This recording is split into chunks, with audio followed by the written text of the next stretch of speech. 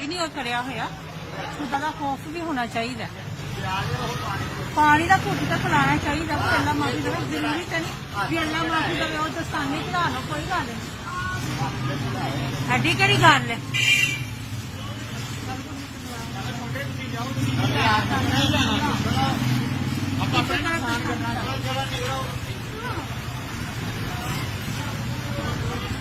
जैसे कि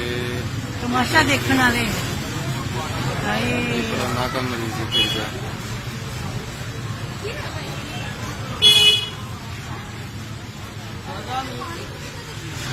ਉਹੀ ਤਾਂ ਮੈਂ ਕਹਿ ਰਹੀ ਕਿ ਪਾਣੀ ਤਾਂ ਇੱਦੇ ਬੰਦਾ ਪੀਂਦਾ अच्छा चुप चुप चुप चुप चुप चुप चुप ਮੱਝਾਂ ਜੋ ਪਾਣੀ ਪੀਂਦਾ